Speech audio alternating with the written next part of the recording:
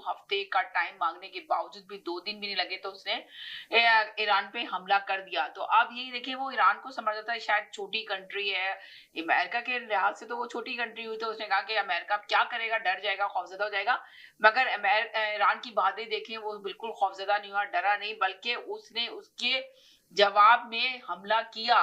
मगर उसने ऐसा नहीं किया कि उनको बगैर इत्तला करे हमला करता या किसी की जाने जाती, उसने बाकायदा इत्तला दी और इत्तला करने के बाद उसने उन पर हमला किया।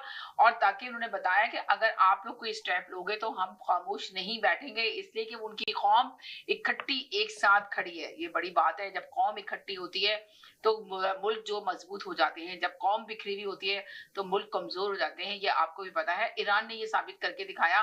और अब अचानक ट्रंप को पता चला कि अगर ये नहीं हुआ तो यकीनन आप खुद सोचें कि मैं अपनी बात कर रही हूँ कि आप सोचें कि अगर ये जंग नहीं रुकती तो क्या आपको लगता है कि अमेरिका के पास बहुत दौलत थी, इसलिए कि दौलत का और पैसे के बगैर तो ये जंग चल नहीं सकती थी।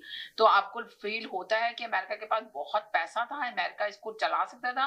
पूरी दुनिया में समझ लें इसका इफेक्ट बहुत बुरा होता, पूरे खत्ते इसमें की जर्द में आ जाते। तो बहुत अच्छा हुआ कि जिसके कहने पे भी ये सी फायर किया गया, तो बहुत बेहतरीन तरीके से इन्होंने सी फायर कर दिया। अचानक अभी 5-6 घंटे पहले ही ये सब कुछ हुआ, वरना सुबह से तो यही शोर मचा था कि ये जंग हो रही है। अब ये इसमें इराक कतर में भी ईरान ने हमला कर दिया, इराक में भी, और इराक पर भी और इस पे भी। और अरब ममालिक की फ्लाइटें भी बंद हो गई थी बहुत जगह की, अचानक उनको मुलतवी कर दिया गया था।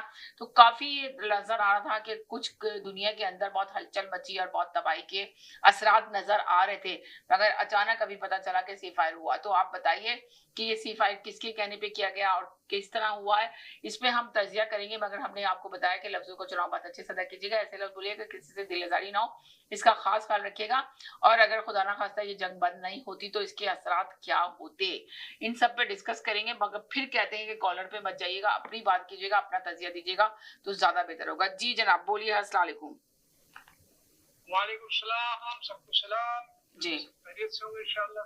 समीना जी, एक तरीके से अगर आप देखें जी तो ईरान की जीत हुई है जी। उसकी बहुत सी वजूहत। एक वजूहत तो ये है कि उसने जो ब्रेवनेस दिखाई है, जी बहादुरी दिखाई है, वो हम तमाम मुसलमानों के मुंह पे एक तमाचा है। और अब मैं इस पे ज्यादा जोर देखे ना, आपने कहा तमाम मुसलमानों के ऊपर तमाचा है, तो आप ये देखें ना कि ईरान की क्यों ईरान इतना पावरफुल और ताकतवर बन गया।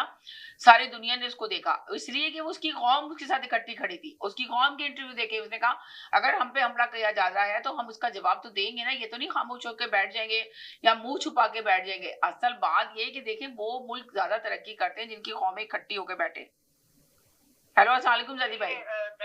मैंने किसी साहब जी से बात की थी जो ईरानी था जी, और उसने मुझे एक ही लफ्ज बताया कि ये ईरानियों की डेस्टिनी, ये ईरानियों की डेस्टिनी और बहुत ही पुरानी इनकी हिस्ट्री है कि ये लोग इतनी जल्दी ना तो हार मानते हैं ना सरेंडर करते हैं। तो पहली बात।